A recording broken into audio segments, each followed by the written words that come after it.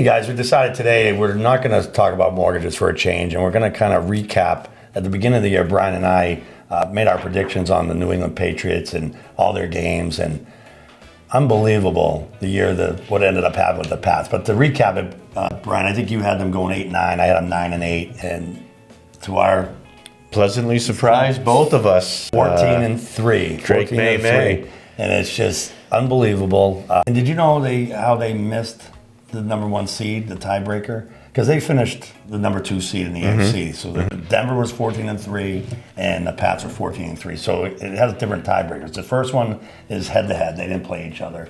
Then it's division records. They had identical records. The last piece was records against common opponents. Denver was 6-0, and the Pats were 5-1 on common opponents. And that game was, do you have any idea? That one particular game, would that have been Buffalo, the loss that we took there? Unbelievable. Denver?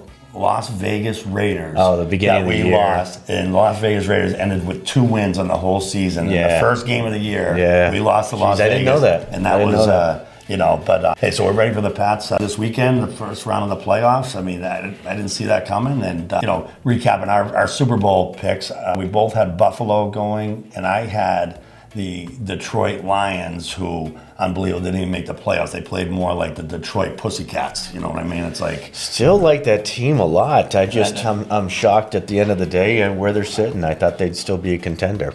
So with the teams that are in the playoffs, you have, like I said, I had Detroit. They didn't make the playoffs. You had Tampa. They didn't make the playoffs. So we're both drawn there, and we both have Buffalo, which...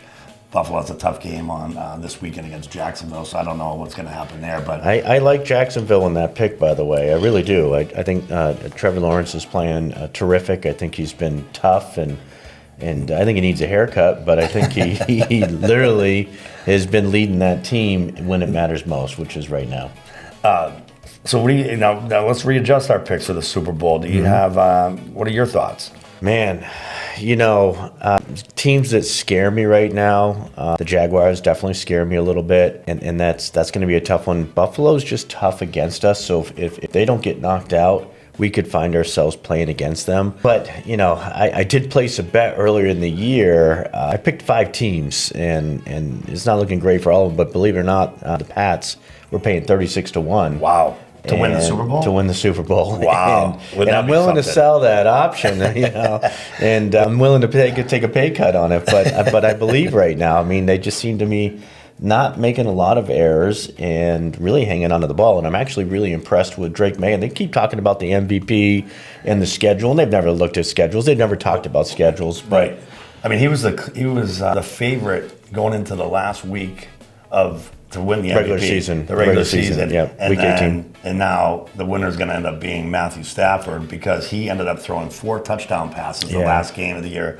And his touchdown ratio is a little bit better, but his win ratio isn't. And hey, listen, he's done a hell of a job. Absolutely. And I actually have. If you lose to that guy, I still feel like for us, going, what was it, 3-14 last year to 14-3 this year? Unbelievable. Yeah, Vrabel's definitely going to win Coach of the Year, I feel like. Yeah, 100%. But speaking about Matt Stafford, my Super Bowl picks now, looking at the teams in the playoffs, I have the Rams in the Super Bowl for the NFC against the Houston Texans. Wow. So we'll see how that plays out. What do you got? Oh, man. I like the Rams in that pick. Those guys are really tough. I think it's going to be a matchup again of the Patriots. I'm jumping on the bandwagon. I'm there. Dave Portnoy's all over it, and he's calling it. I'm calling it.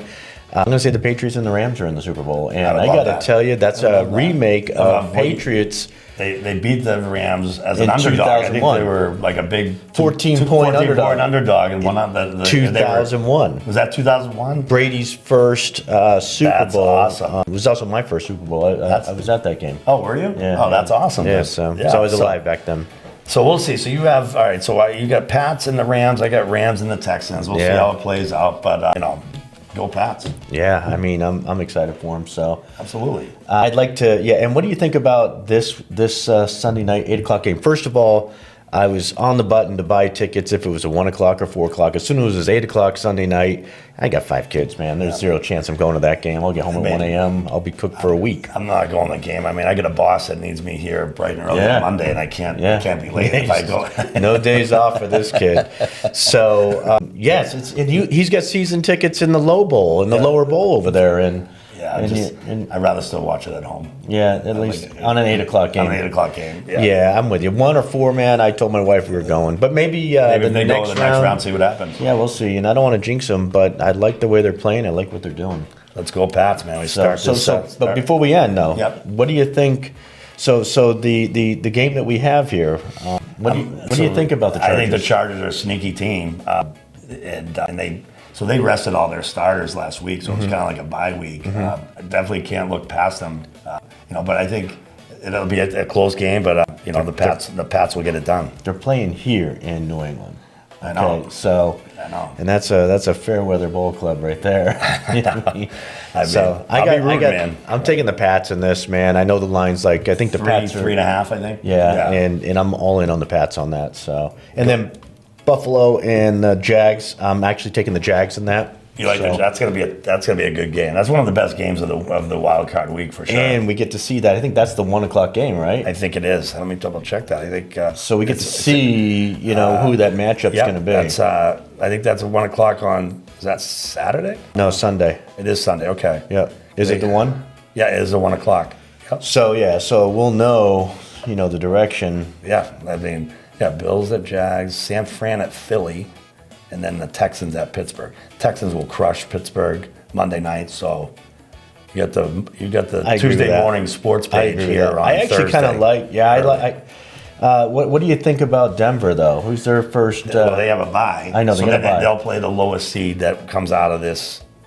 I believe that's how they do it. The lowest seed that comes out of that first round will go play Denver. So if Denver loses, we become the number 1 seed. Correct. And then it means if we keep winning, game 3 the is AFC Championship goes through Foxborough. Yeah, that'll be hopefully that's the 4 o'clock game, and I'll go. I mean, let's do it, man. It's the 8 o'clock guy.